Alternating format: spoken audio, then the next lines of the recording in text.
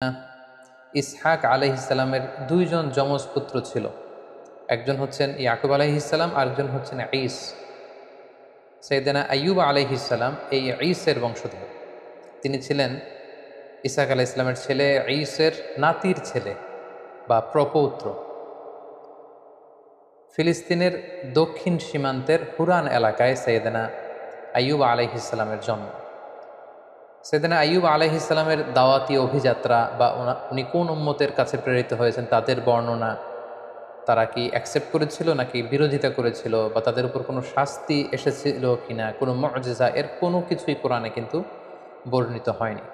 কোরআনে যে বর্ণনাটি এসেছে কেবলমাত্র দুটি সূরায় সাইয়েদনা আইয়ুব আলাইহিসসালামের ব্যাপারে আমরা জানতে পারি, যেখানে আল্লাহ তাআলা বলেছেন যে আইয়ুব আলাইহিসসালামকে আল্লাহ তাআলা কঠিন পরীক্ষায় ফেলেছিলেন। সিভিয়ার স্কিন ডিজিজ হয়েছিল, ওনার এমন এক ধরনের চর্মরোগ হয়েছিল বা দেহে এমন ধরনের পচনশীল একটা রোগ হয়েছিল, দেহে পচন ধরে গিয়েছিল, ফলে ওনার আশেপাশের লোকজন ওনাকে ছেড়ে অনেক দূরে চলে গিয়েছিল। উনি স্বাস্থ্যগতভাবে অনেক বেশি কষ্ট পেয়েছিলেন এই অসুস্থতায়, এই রোগে। কেউ কেউ এটাকে কুষ্ঠরোগ বলেছেন, কেউ এটাকে চর্মরোগ বলেছেন। এটা দিয়ে আল্লাহ তাআলা সাইয়েদনা আইয়ুব আলাইহিসসালামকে দীর্ঘদিন তিনি পরীক্ষা নিয়েছিলেন। পাশাপাশি ওনার অনেক সম্পদ ছিল, এই সম্পদগুলো ধ্বংস হয়ে গিয়েছিল, ওনার ছেলেমেয়েরা ইন্তেকাল করেছিল। এরকম একটি ভয়ঙ্করতম পরীক্ষার মধ্য দিয়ে তিনি জীবন কাটিয়েছেন এবং ধৈর্যের পরাকাষ্ঠা দেখিয়ে আল্লাহ তাআলার কাছে সম্মানিত হয়েছিলেন। তিনি এতটাই ধৈর্যের উৎকৃষ্ট নমুনা স্থাপন করতে পেরেছিলেন যে আল্লাহ তাআলা ওনাকে সবের বলে আখ্যা দিয়েছেন, অর্থাৎ ধৈর্যশীল এবং নে'মাল আবদ বা অতি উত্তম বান্দা, সুন্দর বান্দা বলে সূরা সদে আল্লাহ তাআলা উল্লেখ করেছিলেন। আমরা যদি সরাসরি কালামুল্লাহ মাজিদের দিকে তাকাই তাহলে দেখব যে সূরাতুল আম্বিয়া এবং সূরাতুস সদ এই দুইটি আয়াতে আল্লাহ তাআলা আইয়ুব আলাইহিসসালামের ব্যাপারে আলোচনা করেছেন। সূরাতুল আম্বিয়াতে আল্লাহ তাআলা বলছেন, ওয়া আইয়ুবা ইয নাদা রাব্বাহু আন্নী মাসসানিয়াদ দুররু ওয়া আনতা আরহামুর রাহিমিন। অর্থাৎ হে নবী, স্মরণ করুন আমার প্রিয় বান্দা আইয়ুব আলাইহিসসালামের কথা, যখন তিনি তার রবকে ডেকেছিলেন, মানে আল্লাহ তাআলাকে ডেকে আইয়ুব আলাইহিসসালাম বলেছিলেন যে আন্নী মাসসানিয়াদ দুররু, হে আল্লাহ, আমাকে রোগ পেয়ে বসেছে, কষ্ট পেয়ে বসেছে, আমি রোগাক্রান্ত, আমি জরাগ্রস্ত, আমি রোগাগ্রস্ত। ওয়া আনতা আরহামুর রাহিমিন, আল্লাহ আপনি তো মেহেরবান, আপনি তো দয়াময়, আপনি সব দয়াময়ের চাইতে বড় দয়াময়। দেখেন, এত দীর্ঘদিন আইয়ুব আলাইহিসসালাম প্রায় ১৩ বছর এই সিভিয়ার স্কিন ডিজিজ বা চর্মরোগে আক্রান্ত হয়েও তিনি আল্লাহকে বলেন যে আল্লাহ আপনি আমাকে রোগ নিরাময় করে দেন, আপনি আমাকে শিফা দেন, আপনি আমাকে সুস্থ করে দেন, এটা বলেননি। এটা ওনার একটা অ্যাটিটিউড। আমরা যদি রোগাক্রান্ত হই, শিফা চাওয়া, সুস্থ হওয়ার জন্য দোয়া করা, এটা জায়েজ আছে, শুধু জায়েজই নয়, এটি সুন্নাহ। রাসূল সাল্লাল্লাহু আলাইহি ওয়াসাল্লাম নিজেও শিফার জন্য দোয়া করতেন। কিন্তু সাইয়্যিদুনা আইয়ুব আলাইহিস সালাম এক্ষেত্রে ব্যতিক্রম। তিনি আল্লাহ তাআলার কাছে দোয়া করেন যে আল্লাহ আমাকে সুস্থ করে দেন। তিনি কি বলেছেন? তিনি বলেছেন আন্নী মাসসানিয়াদ দুর, হে আল্লাহ আমার কষ্ট হচ্ছে, আল্লাহ আমাকে রোগ পেয়ে বসেছে, আমি রোগাক্রান্ত, আর আপনি তো মেহেরবান, এতটুকু বলেছেন। কারণ ওনার অ্যাটিটিউডটা হচ্ছে এরকম, রোগ দিয়েছেন আল্লাহ, আমি যে কষ্ট পাচ্ছি এটাও দেখছেন আল্লাহ। সো আল্লাহ যদি রোগ দিয়ে খুশি, আমি রোগ পেয়ে খুশি, তাই এই রোগ আমার থেকে উঠিয়ে নেন এটা আমি বলতে পারবো না। আমাকে শিফা দেন, এই রোগ আমার থেকে দূর করেন, আমি এটা বলতে চাই না। আমার কি অবস্থা, আমার কতটুকু কষ্ট যন্ত্রণা আল্লাহ তাআলা দেখছেন। তাই তিনি বলেছিলেন, হে আল্লাহ আমাকে রোগ পেয়ে বসেছে, আমি রোগাক্রান্ত আল্লাহ, আর আপনি তো মেহেরবান, আমি রোগী আর আপনি তো দয়াময়। এটা দিয়ে উনি কেমন যেন বোঝাতে চাইলেন যে হে আল্লাহ, আমি যে অসুস্থ, আপনি তো দয়ার সাগর, আপনি তো চাইলে দয়া করে আমাকে সুস্থ করে দিতে পারেন। এভাবে তিনি আল্লাহ তাআলাকে ডেকেছেন এবং আল্লাহ তাআলা এত খুশি হয়েছেন, আল্লাহ বলছেন যে ফাস্তাজাবনা লাহু, আমি আইয়ুবের ডাকে সাড়া দিলাম, ফাকাশাফনা মা বিহি মিন দুর, তার যে রোগ এটাকে আমি ভালো করে দিলাম। কোন রোগে আক্রান্ত হয়েছিলেন এ ব্যাপারে সুস্পষ্ট কিছু জানা যায় না, যদিও অনেক মুফাসসিরিন ইকরাম অনেক ধরনের মন্তব্য করেছেন। আল্লাহ তাআলা বললেন ওয়া আতাইনাহু আহলাহু, আমি তার সন্তানদেরকে ফিরিয়ে দিলাম, ওয়া মিসলাহুম মাআহুম, এবং অনুরূপ আরো দান করলাম। মুফাসসিরিন ইকরাম বলেছেন যে আইয়ুব আলাইহিস সালামের ৭ সন্তান ছিল, মোট ১৪ জন সন্তান ছিল, ৭ জন ছেলে ৭ জন মেয়ে।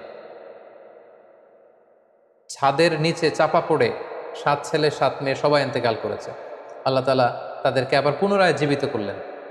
কোন কোন তাফসিরে এসেছে যে আল্লাহ তাআলা 7 ছেলে 7 মেয়ে এই 14 জনকে আবার জীবিত করলেন। শুধু তাই নয়, ও মিসলাহুম মাআহুম, আইয়ুব যখন সুস্থ হয়ে গেল তার ঔরসে আল্লাহ তাআলা আরো 7 জন ছেলে আরো 7 জন মেয়ে মোট 14 জনকে দান করলেন। সুবহানাল্লাহি ওয়া বিহামদিহি। আল্লাহ তাআলা বললেন রাহমাতাম মিন ইনদিনা, এটা আমার পক্ষ থেকে রহমত স্বরূপ। ওয়া যিকরা লিল আবিদিন, আর ইবাদতকারীদের জন্য এতে রয়েছে উপদেশ। যারা আল্লাহ তাআলার ইবাদতে মগ্ন থাকে, আইয়ুবের মতো এরকম ইবাদতকারী হতে চায়, তাদের জন্য এই ঘটনার মধ্যে উপদেশ রয়েছে। সূরা সদের দিকে যদি আমরা তাকাই তাহলে দেখব যে কিভাবে আল্লাহ তাআলা এই 13টি বছর রোগাক্রান্ত থাকার পরে আইয়ুবকে তিনি সুস্থ করলেন। আল্লাহ তাআলা ইরশাদ করছেন, উরকুদ বিরিজলিকা হাযা মুগতাসালুম বারিদুম ওয়া শারাব।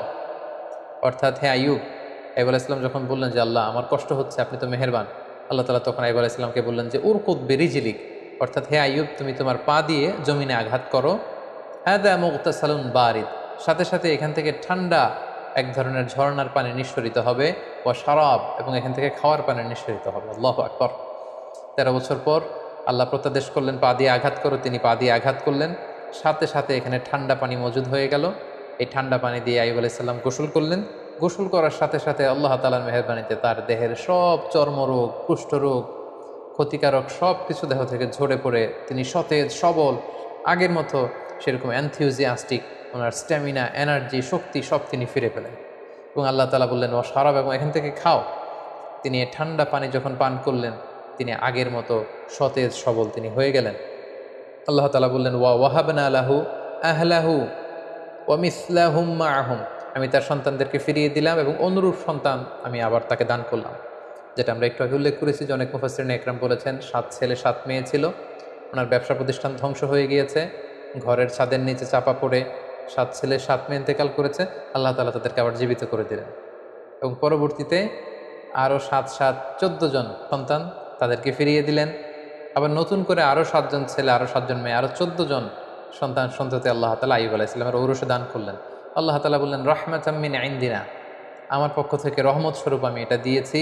ওয়া যিকরা লিউলিল আলবাব, এবং যারা জ্ঞানী তাদের জন্য আমি এখানে উপদেশ রেখে দিয়েছি। এবং এই আয়াতের সর্বশেষে তিনি উল্লেখ করলেন ইন্না ওয়াজদানাহু সাবিরান, আমি আমার আইয়ুবকে ধৈর্যশীল পেয়েছি। সুবহানাল্লাহ।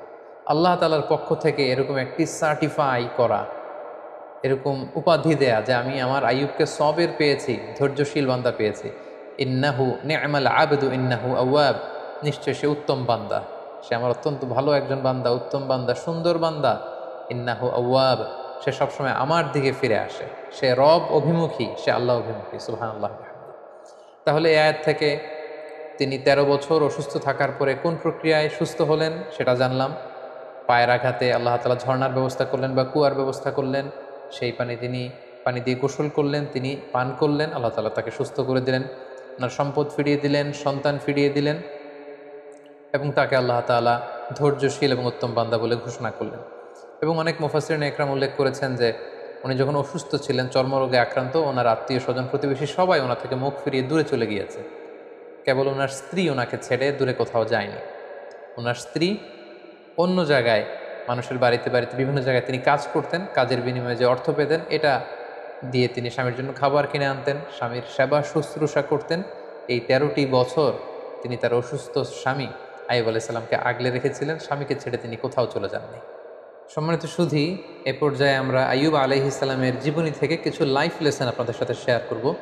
প্রথম যে লেসনটি আমরা পাই সেটা হচ্ছে sickness could be a test. আমরা প্রায় অসুস্থ হয়ে পড়ি, আমাদেরকে মনে রাখতে হবে এই অসুস্থতা কিন্তু আল্লাহ তাআলার পক্ষ থেকে একটি পরীক্ষা। আমরা কখনো সুস্থ থাকি, কখনো অসুস্থ থাকি।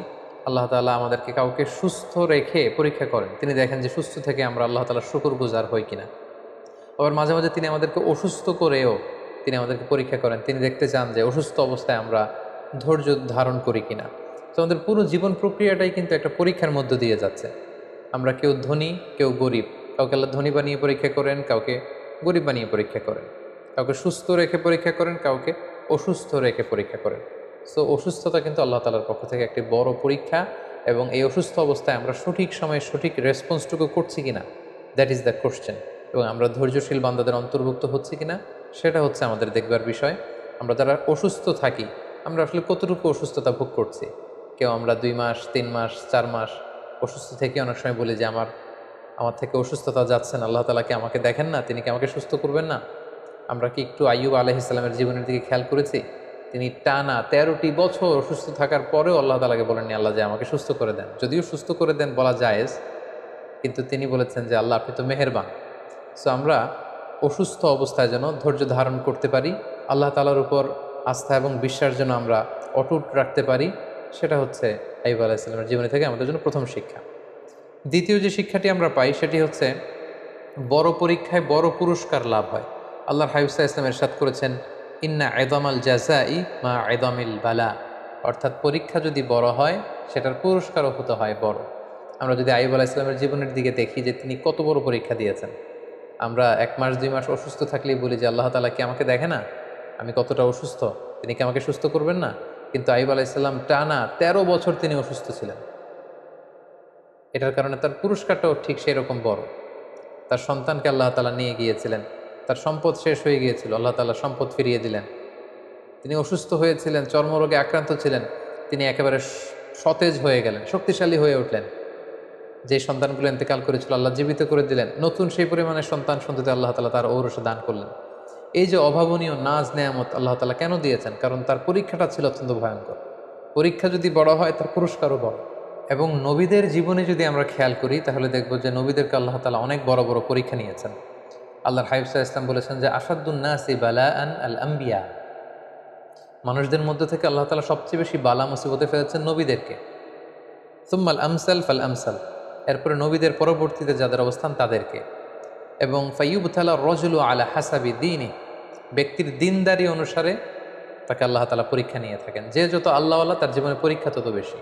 সো আপনি যদি খুব বেশি পরীক্ষার সম্মুখীন হন, জীবনে যদি আপনার খুব বেশি স্ট্রাগল করতে হয়, আপস অ্যান্ড ডাউনস থাকে, বারবার অসুস্থ হয়ে পড়েন, তার মানে এই না যে আল্লাহ তাআলা আপনাকে পছন্দ করছেন না, বরং আল্লাহ তাআলা আপনাকে বেশি পছন্দ করেন বলেই, বরং আল্লাহ তাআলা আপনার সম্মান মর্যাদা আরও বাড়িয়ে দিতে চান বলেই আল্লাহ তাআলা আপনাকে বেশি বেশি পরীক্ষা করেন এবং অসুস্থ রাখেন। আমরা অনেক সময় বিপদে পড়লে, মুসিবতে পড়লে, অসুস্থ হলে অসন্তুষ্ট হই। আর সাহাবারা বিপদে না পড়লে, অসুস্থ না হলে তারা চিন্তিত হয়ে যেতেন।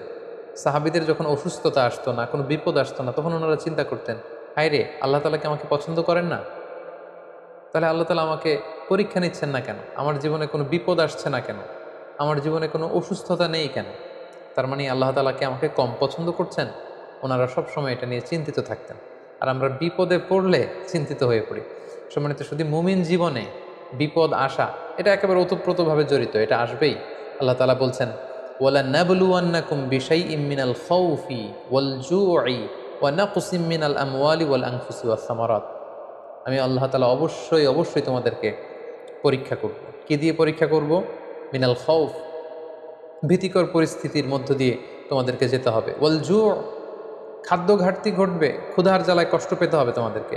ওয়া নাকসিম মিনাল আমওয়াল, সম্পদের ঘাটতি হবে। ওয়াল আনফুস, তোমাদের প্রিয়জনদেরকে কখনো কখনো হারানো লাগতে পারে। ওয়াস সামারাত, তোমাদের সম্পদ নষ্ট হবে, ফল ফসল নষ্ট হবে, দুর্যোগ আসবে, প্রাকৃতিক দুর্যোগ। এই নানা ধরনের ঝঞ্ঝা বিক্ষুব্ধ পরিস্থিতির মধ্য দিয়ে তোমাকে যেতে হবে, আর আমি তোমাদেরকে পরীক্ষা করবই করব। সো বিশ্বাসীদের জীবনে পরীক্ষা আসা, পরীক্ষা থাকা, ইটস এ মাস্ট, এটা থাকবে। আর পরীক্ষার মধ্য দিয়ে আল্লাহ তাআলা বান্দার সম্মান এবং মর্যাদাকে বাড়ান। আর মনে রাখতে হবে, পরীক্ষা যত বড়, উত্তীর্ণ হতে পারলে এটার পুরস্কারও অনেক বড়। সাইয়েদনা আইয়ুব আলাইহিস সালামের এই জীবনীতে আমরা এটা দেখতে পেয়েছি। সবশেষে যে শিক্ষাটি আমরা পাই সেটি হচ্ছে একটি শান্তিপূর্ণ জীবনের জন্য, একটি প্রশান্ত লাইফের জন্য একজন নেককার স্ত্রী, লাইফমেট বা সোলমেট খুবই জরুরি। যিনি সবসময় স্বামীকে সাপোর্ট করবেন, স্বামীর সেবা সহযোগিতায় নিজেকে বিলিয়ে দেবেন, এরকম একজন নেককার স্ত্রী থাকাটা জীবনে সফল হওয়ার ক্ষেত্রে অনেক বড় ভূমিকা রাখে। যেটা আমরা আইয়ুব আলাইহিস সালামের জীবনীতে কিন্তু দেখেছি যে ওনার আত্মীয় স্বজন, পাড়া প্রতিবেশী সবাই যখন ওনাকে ছেড়ে চলে গিয়েছে, ওনার স্ত্রী কিন্তু ওনাকে ছেড়ে যায়নি। ওনার স্ত্রী ওনাকে আগলে রেখেছে, ওনাকে সাপোর্ট করেছে, ওনাকে শেল্টার দিয়েছে, ওনাকে মানসিকভাবে সহায়তা করেছে।